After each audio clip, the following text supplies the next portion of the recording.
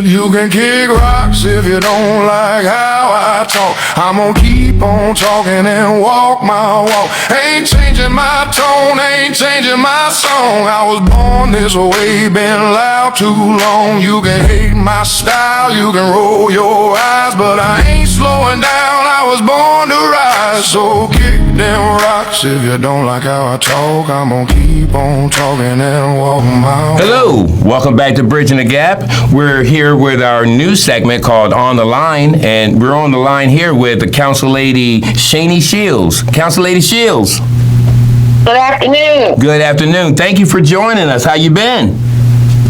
Pretty good. I've been kind of busy last week going to meetings and things and with my family too, you know. Right. Well, one thing I can definitely say in my years being here in this area is your name has been known in local politics for many years, even before the county council.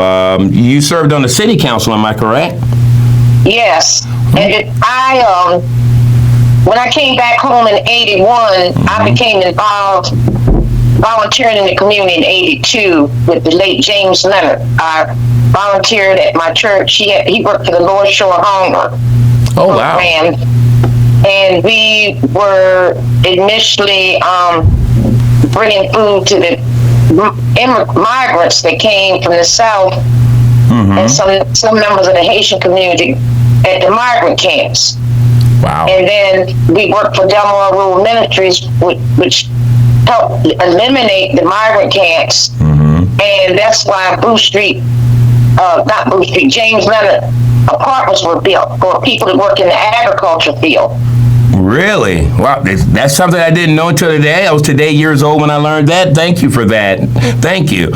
We've had a conversation, my wife and I have came to visit you, and you were telling us about how where now Brew River is used to be a different look, a different community.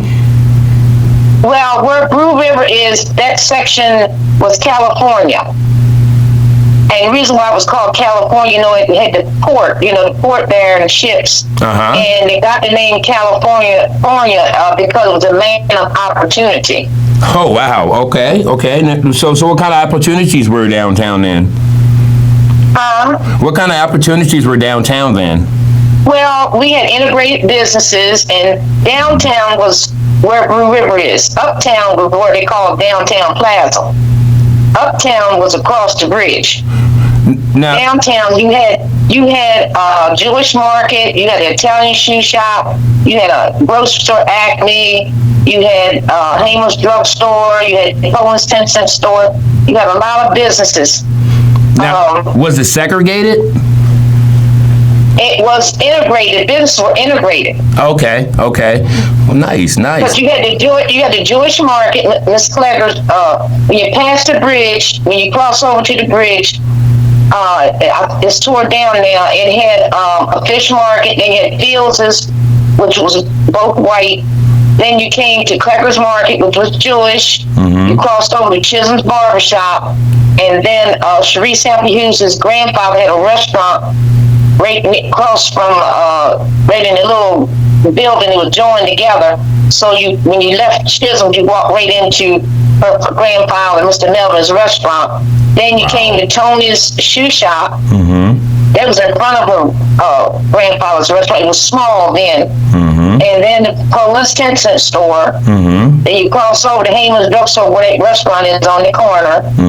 And then you had Billy Trower was a dance instructor because I went, and it was segregated.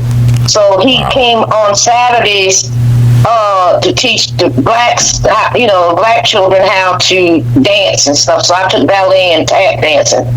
Wow. And then you had the Franklin Hotel, which was built in 1930.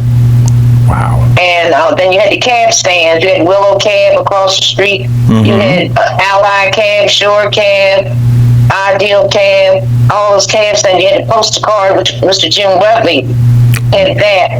Wow. And the Shore Battery, the Blue Tango, the He had a lot of things. It was basically like the black entertainment section. Wow. Okay. So you've seen a lot of changes over the years around here. Oh yeah. I was hurt when they tore them buildings down. I was hurt. Wow. Wow. So, I was hurt. now, so, Ernie Drugstore had the best hot dogs in town. now, so how long were you with the city? How long did you work on this, or how long were you on the city council? 10 and a half years. So you saw a lot of stuff during that time, a lot of change in Salisbury. Yeah, one major thing was the fire station on the west side, because both bridges went up. They would have to go down Mill Street. Mill Street's kind of small for those big. So that was an accomplishment that the council did, and the housing project, River's Edge, Westbrook, Victoria Park, the senior housing cottages, the new housing on Lake Street. So you had a hand in on all that. You had a hand in making sure all that legislation went through and everything went through with that? That's correct. Yeah, that's correct. We voted on that. Okay. All right. Cool. Now, so how did you end up with getting on county council? What made you turn from city to county council? I got on county council because one neighborhood was being neglected, and the playground was being neglected, and I always fussed about it. And these houses were boarded up for over 30 years. Wow. And now it's the boarded up houses the board's been taken down. They're being made livable. Really? One house was torn down, and there's a new house going to be built. Someone's going to be building a new house. He hasn't started yet, but it's going to be a new house built on that property was torn down. Okay. So you started seeing a lot of that community was being neglected. Now you're saying that was more of a recent years, like prior to you getting on council. Oh Lord, yes. Okay. Do you feel like it changed once you became a council lady? Like things started being. That particular block did. It looks better because I rode through it, and it's Northwest Over Drive, and you'll see the brick houses. The boards are taken down. They got the little white houses. They look better. The yards look clean. In that block. Okay. And thank you for what you did. As a matter of fact, I found out here recently, as a baby, that area was where I actually spent my early years in. I'm glad that someone is paying attention to it. Now, I do want to get back to actually what has been going on in that side of town and stuff. I know I had spoke to maybe this was 4 years ago. I was talking to right before you, prior to being on you being in District 1. It was Councilman Ernie Davis, and I remember him talking to me. He said that he had worked on getting the lights down Jersey Road. Now, since you've been in, what else has been put in? Well, it's no lights put on Jersey Road. It was lights. I think he initiated the Wellington Street lights. It got approved in 2021 or 2022, and it wasn't. The lights didn't get up. Why? So what I did, I contacted because I happened to see it when it was approved. The county council approved it, but the lights never got up. So I just happened to call the necessary person over there in Public Works and got it started. And then I contacted a resident there that spearheaded looking at the light, getting the lights up. They followed through. Wow. So technically, they're up now. Yes. But I mean, so that was your thank you for following through with that. So once you got in office, then you made sure that actually happened. Thank you. Correct. And see, what I did, how I do things is, a person called in about a concern, I call the person who has something to do with any department, and I give them the number of the person who called me, or vice versa, give them the number of the department I contacted. And then I followed through to see if they had any results, you know. Sure. And so one of the questions was they thought the lights should be brighter. But there's a certain, I guess, certain lighting that they have to do. They don't want it real bright and be shining in people's houses. So the resident went through Hearn Lane and looked and said, "Oh yeah, they're the same. The lighting is still the same. You know, the same." Okay.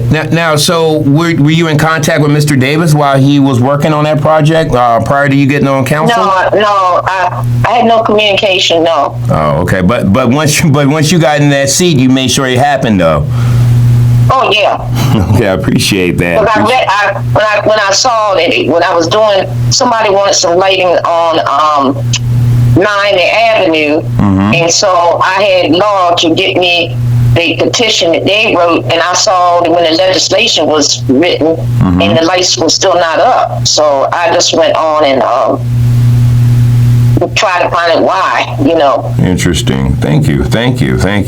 Now, being the councilwoman of the, I want to say the first minority district, I know we got two now, what have you seen as far as minorities in that district, as far as their needs and the concerns? Actually, let's say of the whole district, not just minorities. What are some of the needs that you've seen in that district? Well, I think the needs, like in the whole county, I feel that the cost of living has gotten high. Yes. I think that since COVID, materials have gone up, but labor has gone down.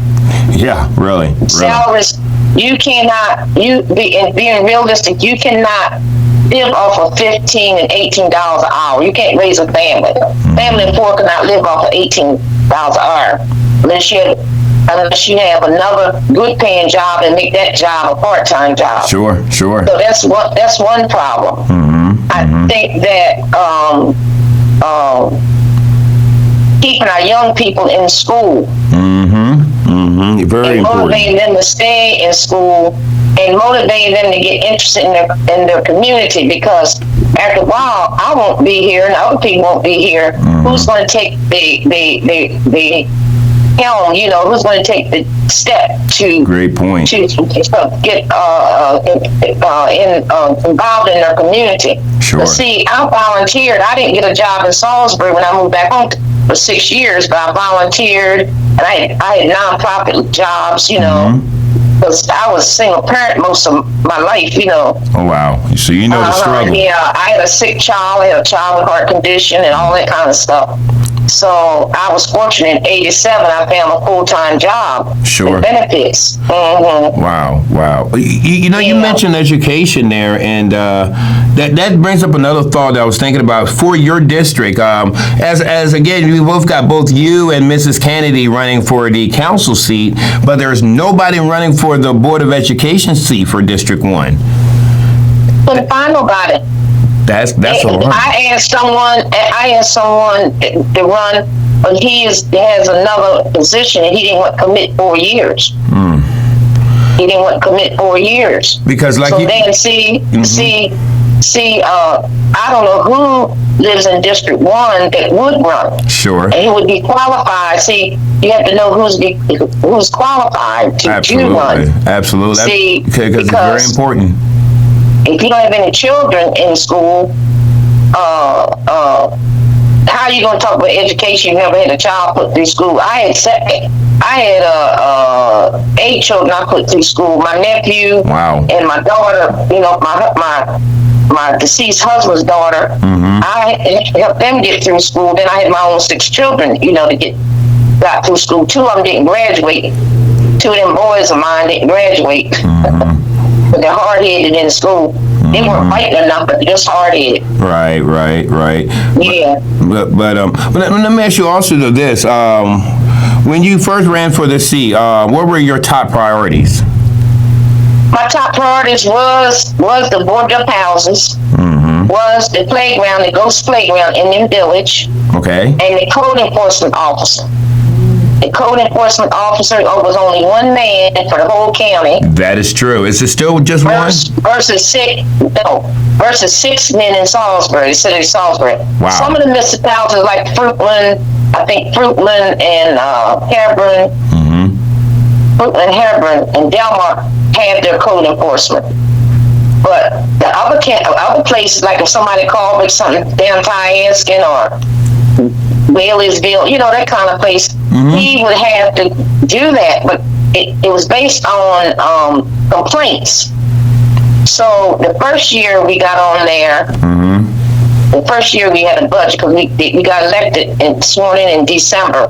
So the following year we met with Lori Carter at the time. She was the department head, and we said that we wanted a code enforcement person to put in there, and it wasn't put in on that year's budget. So I voiced my concern. I'm sorry to hear it, and I said I hope it is in next year's budget, which it was.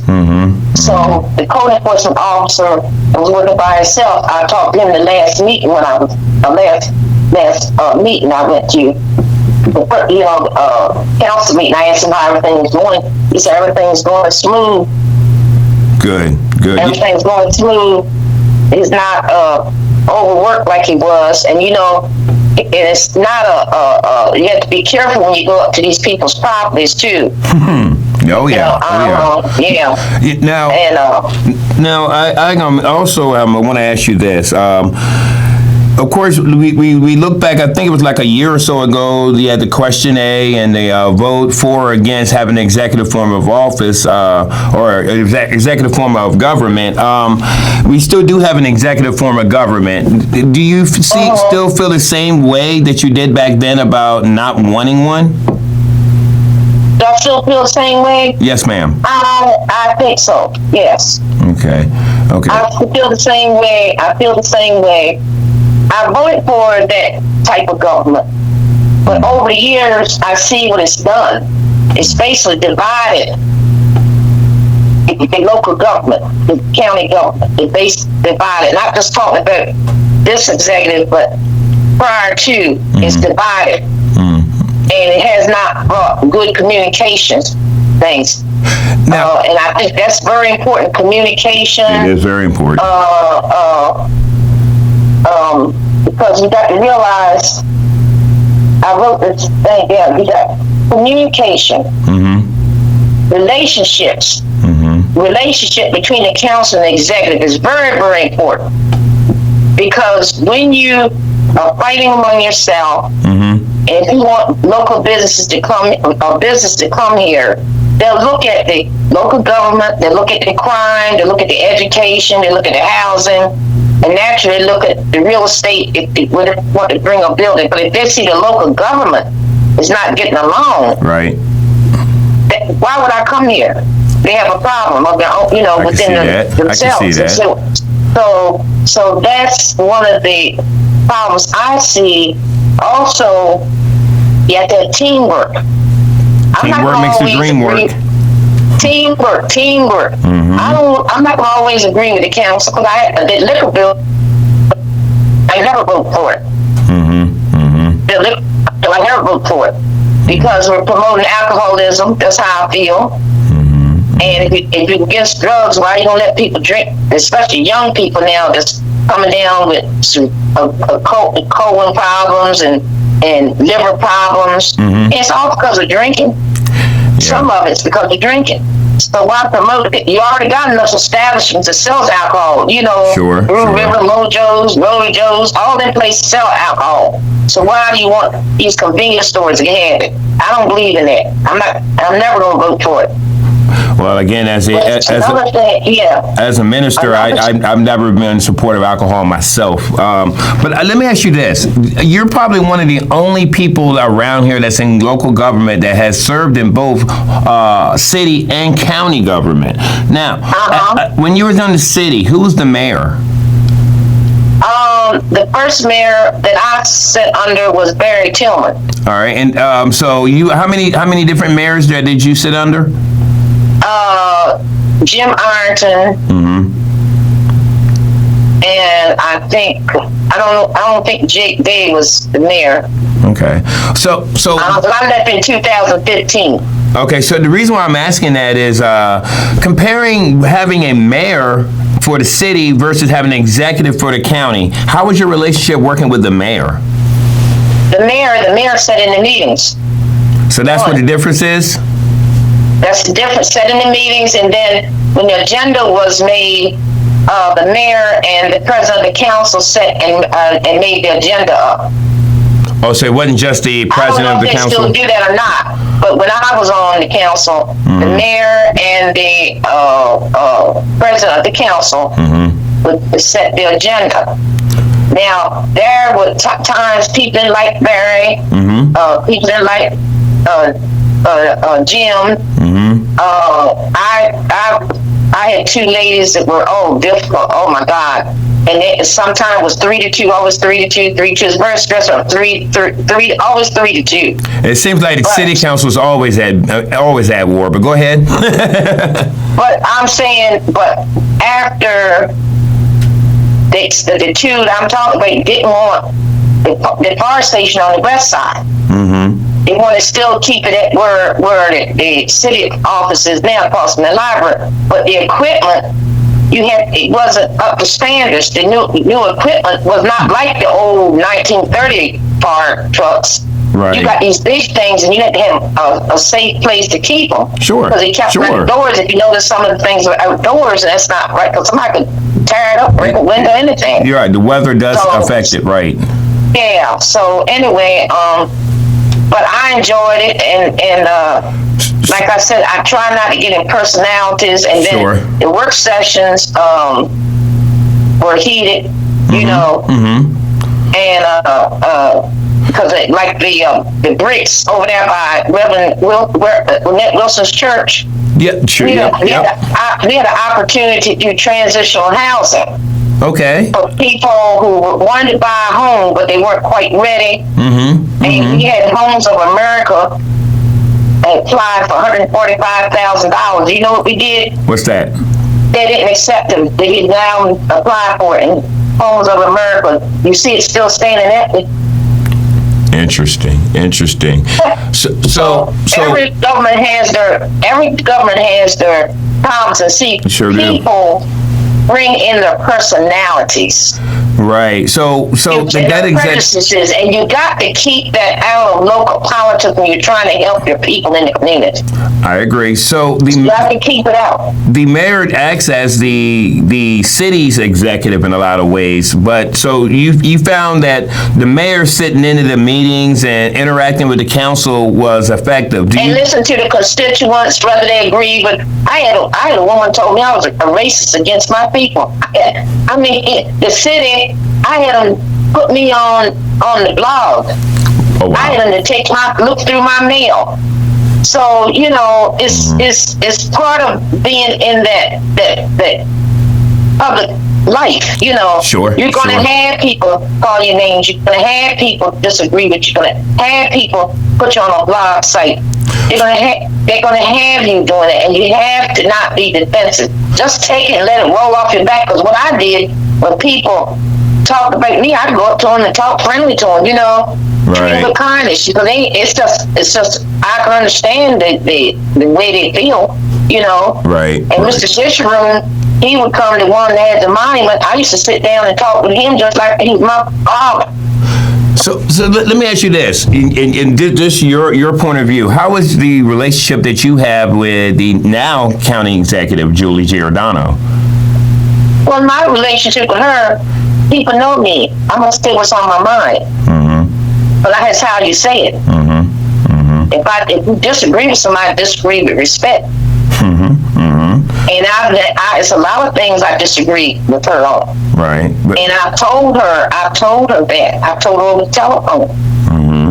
That when she got in office, and she can tell you I told her that.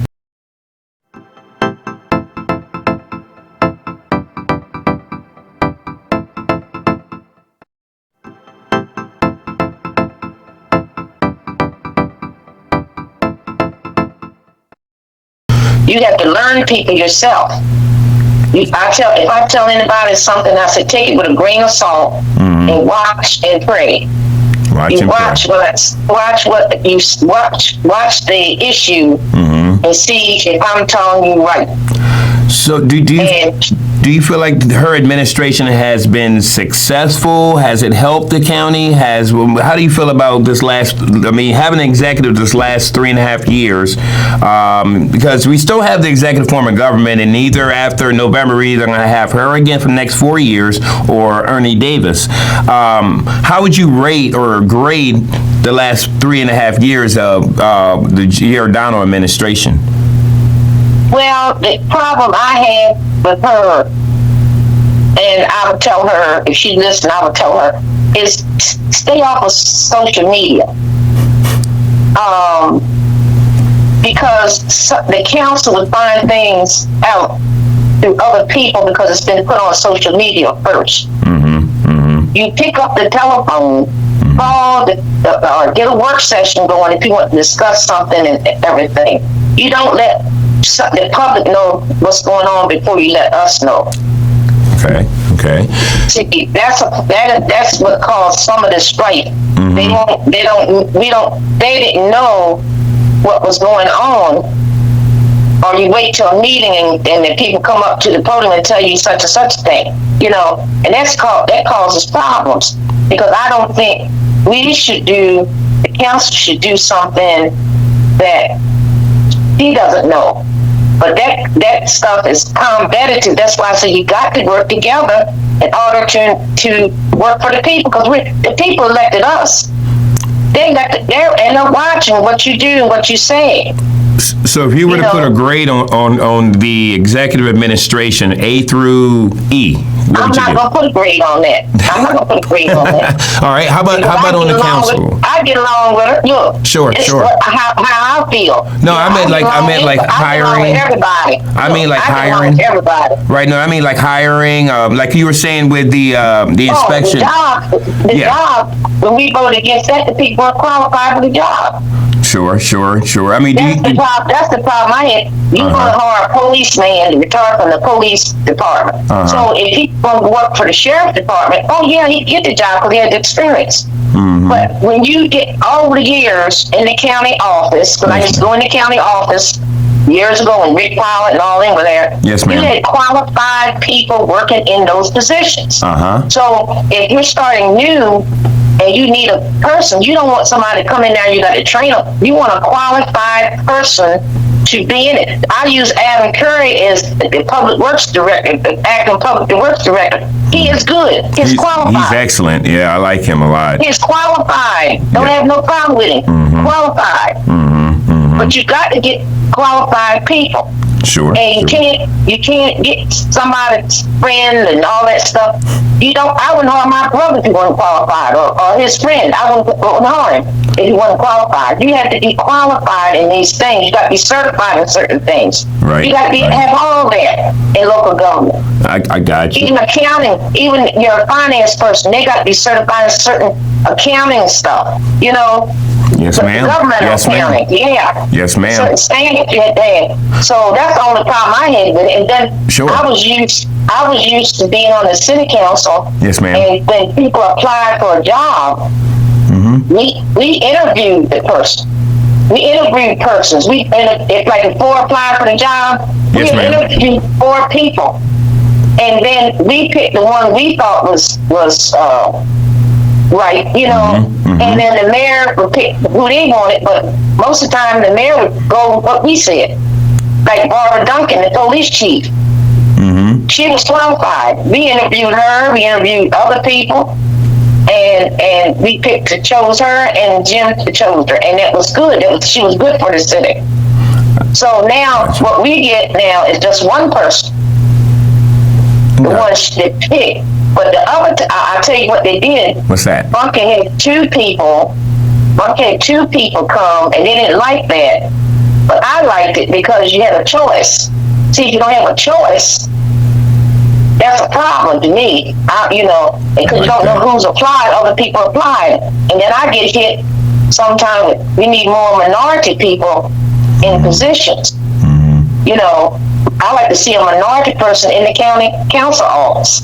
Sure, especially if You they're, know, especially if also the city, and also I think the city has a minority, and also when people walk in the office, they see a minority. You know what I mean? as long as they're qualified, I wouldn't care what color skin they That's are, what I'm right? saying, but Yeah. qualified, but you need a minority in there. Sure, Because you got to represent the diversity of your community.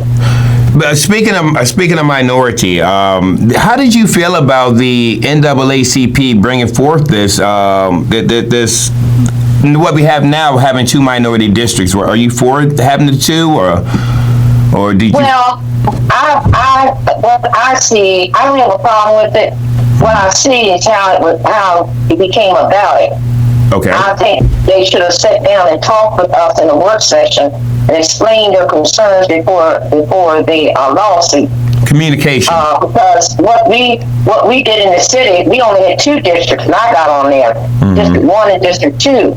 Oh, wow. What we did when Jim Ironton was on, we did samples of keep it at 2, keep it at 3, get it at 3, or get it at 5, and we did 5 districts. So you went from 1 to 5. Wow. Wow. We took around the community so people see what we were talking about before we voted on it. Okay. If we had just 2 districts in the minority, Rachel Polk won in District 2, which was majority of the white community, but she won. I think she won twice. So at one time, the city, I'm back on the city politics here. So what you're telling me is one time they literally only had 2 districts. One was a minority and one was normal. That's right. That sounds pretty, I don't like using that R word, but that's kind of different. Yeah. Wow. Yeah. That's new to me. Mm-hmm.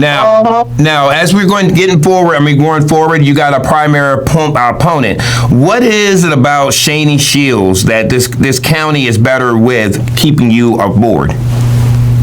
Well, right now, I have experience. I'm experienced. I know my community. Okay.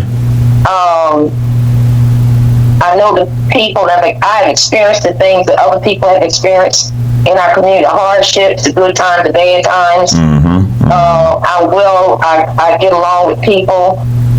My people skills are excellent. I believe, but I love to talk. So you and me both.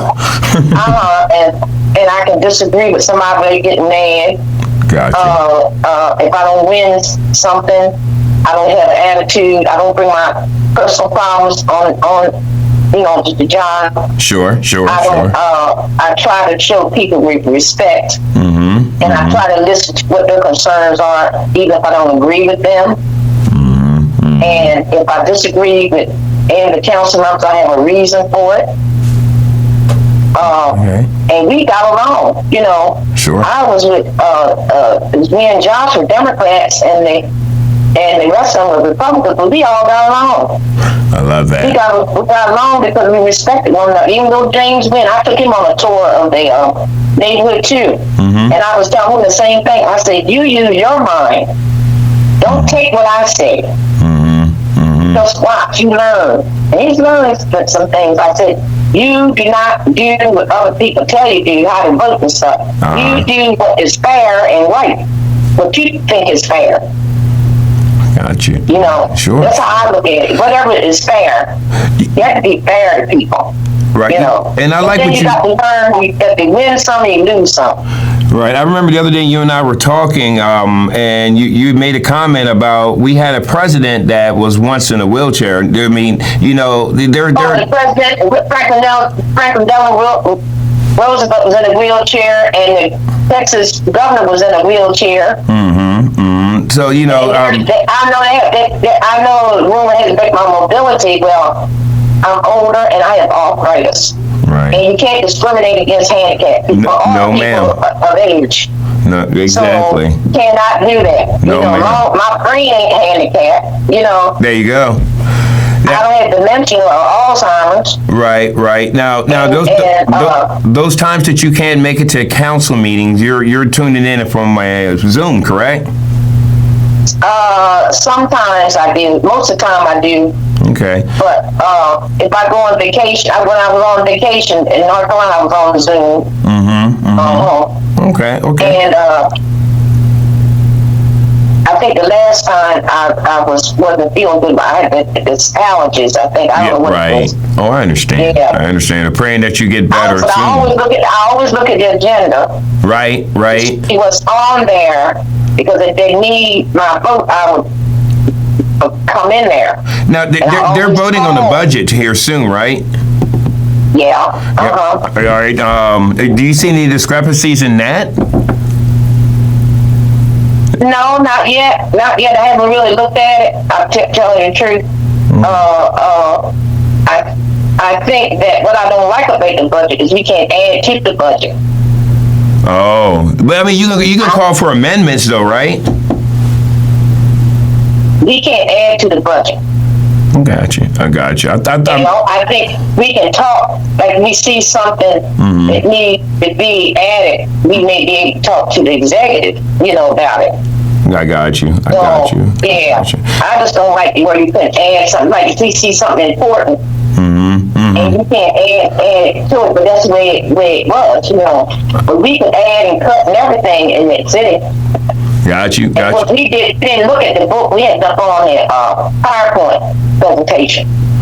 Like if we took something away from something and added to the next one, we see what we did, I got you. You can also call for amendments too, right? Yeah, I guess we can. We've done it before. Right. We do it now, when they come and want to, like when they get grants and stuff, and when somebody wants to increase their budget, there's a budget amendment, moving money around. I got you. I don't say moving money around, the money's there, and the department is moving it where, especially if they have a vacancy, and they want to get somebody promotion or hire somebody, they can take it from the money that's already in the budget. I got you. Yeah. So yeah. Now, in closing, I want to ask you, if reelected, I should say reelected because you're already elected, but if reelected, what is a project that you want to work hard on in this next 4 years?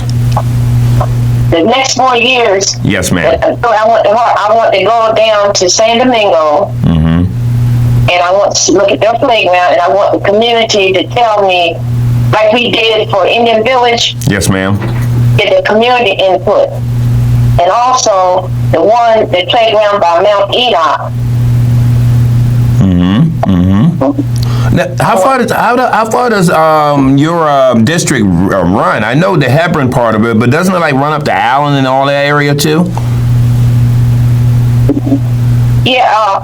West Hebron was part of my district, and but they moved that to another district when they split the district up. See, our GIS guy, our map guy, he had to get so many minorities in the districts. You know what I'm saying? Yes, ma'am. And I have Delmar now. Oh, you have Delmar too. You got what? You have Delmar. I had half of Delmar because Delmar was originally in District 1. Okay. When I ran, they took it out. Really? Because I had a couple of people that wanted to vote for me, they couldn't because they were in District 5, I think it was. Wow. So it's but projects, and I want to look at the housing situation and how we can get better jobs, get job training and skill building, workforce skill building, so people can get good jobs, and encourage our children to stay in school. If they don't want to school, take up a trade. Now my grandson, he went to Salisbury University. He was almost on the dean's list, but COVID came, and he finished online because he just crossed the bridge. But he went to Townsend in the apprentice program, and he took HVAC. And now he's a maintenance guy at an apartment complex and has There you go. He has a free apartment and everything for 5 years. 5-year contract. So I'm just saying there are jobs out here, but you have to have the skills. Right. Well, and there's a lot more jobs here since, let's just be real, the immigration situation has actually freed up more jobs locally. But you guess what? When they free up the jobs, who's going to take them? Because we don't work in the chicken plant no more. Black Americans don't work in chicken plants. blacks don't go and pick beans and strawberries and stuff. You see, I'm just telling you the truth. You don't have any black persons working at Purdue. They've been there for a while. Yeah, my dad's been there for 50 years. Young people today don't want to work hard, and young people are not going in the fields. And you don't have any more people coming up from the south. No buses. I don't know if you remember how buses used to come and bring people up from the south. Yes, ma'am, I do. You don't see that no more. No, well, a lot of them were actually because the jobs are down south, and they're going to stay down there. Yeah, I mean, a lot of them actually, I can remember back in I can at least say within the last 10 years, a lot of them were migrant workers too. So some of them were migrant workers. Yeah, some of them were migrants. That's what they were called, migrants. Yes, ma'am. They lived in the south. Right. That's true. And what happened? They were exploited. They didn't make the money. They said, "Oh, they make the money." But the crew leader was one that made the money and lived good because they had a store right down on the migrant camp, taking their money and stuff. So what can we do to get people? And I'll just say it like this: people of color back interested in working. In the world, and get back working, like you said. You said a lot of Black America is not going to work in chicken factories. They're not going to work in no factory, not no Purdue, places like that. Because if you stay with freed up jobs, what we need is there's other jobs they can do now, like working as a CNA, getting nurses. Got a lot of minority now graduating from nursing school. Right. Taking blood. Right. Heat and air conditioning, electrician. So education is very important for them to be. Education is very important, and you have to go where the money is. Sure. The money is not in, and then you have to think about the health and all that kind of stuff when you do these jobs. Wow. These hard-working jobs, in the sun and all that. You can't even get the children out to play outdoors. Well, that's true. So you can't expect us to do that kind of work. And you see, you would think that would be a more of a reason why inside the minority district we would have had somebody, especially as nonpartisan, running for the school board. They don't want to get involved. It's just like when you go to church. It's just probably a handful of people that really work in the church, not just on Sunday, but every day. And then, the young people right now, you have some church got a lot of young people, and us, we're older church, and we don't have any young people in our church. But we got 87 homes coming behind us. There you go, more people, new people. Yeah, it'd be more people, I guess, if they don't have a church home. But the bottom line is jobs. Like my granddaughter went to college. She works for Social Security. My other granddaughter works for Social Service in Montgomery County. Awesome. Most of them leave town to get jobs. Yeah, we need jobs here in Wycomico. If you go look for a job, the first thing they're going to say, you have experience. That's why education, or even if you get education, they want you to have experience. Now, my granddaughters got lucky. My granddaughter worked for Social Security, was already in the federal system because she worked for immigration here. Yes, ma'am. Wow. She worked for immigration, so when she graduated... You say integration? You said she worked for integration? She worked for immigration, yeah. Oh, she worked in the immigration office, okay. Yeah, they got an immigration office off of Northwood Drive and turned down up that way. Okay. So, and she graduated in December and got a job with Social Security in January. Congratulations to her. My other granddaughter worked in the social service field, and she started working for nonprofit, and she got a job with the Montgomery County, so she's making good money, and she's buying a home. So there's kind of initiatives. Sometimes you have to leave home in order to get the experience to come back, like I did. True. I learned office work. I did secretarial work. So I had to leave home. I stayed gone 6 months. Wow. And I got a job in '69 at the hospital. And I worked at the old hospital, and I worked as a clerk there. But see, these jobs now, these young people not going to take that kind of job. They don't even want to work in McDonald's. I did my time in McDonald's. Yeah, all my two boys work there. It's all about upbringing and understanding the humble beginnings. Sometimes you got to start out humble. Actually, you should always start out humbly. I mean, so you will always appreciate. My parents didn't want me to work. They didn't want me to work. They didn't let me go to work. Wow. My parents begged me to get out of the house. I was raised as an only child, so you know how that goes.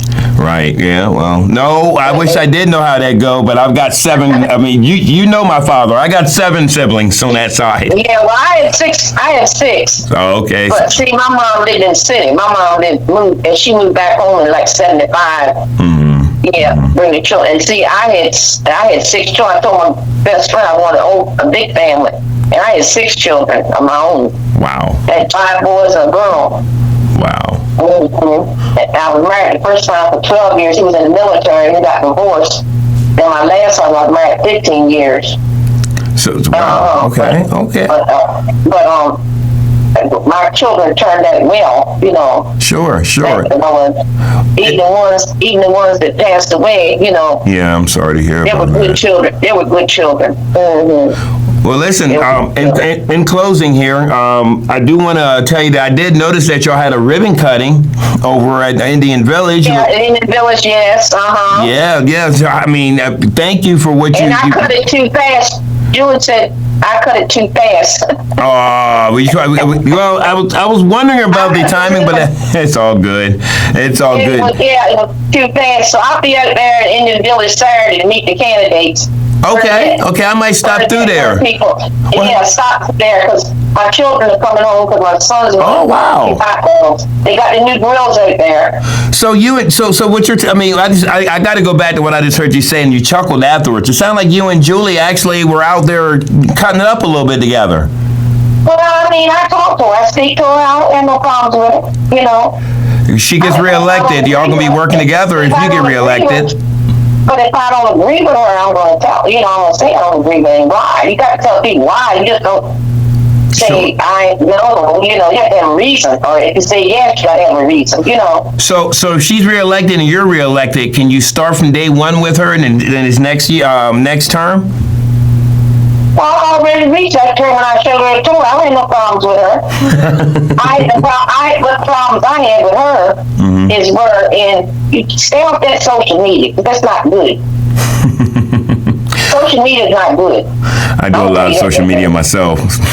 Social media is not good. Tell us first, then get on if you want to tell social media, but let us know first. At least you know your job has been done. You notified us about a certain thing, then you know you've done your duty. You see what I'm saying? Yes, ma'am. You know, that's what you have to do. Communication is the key. Communication. That's what bridging the gap's for. Communication. And working together. Yes, ma'am. We're always not going to agree, and if you disagree, don't be mad. Mad afterwards. Love it.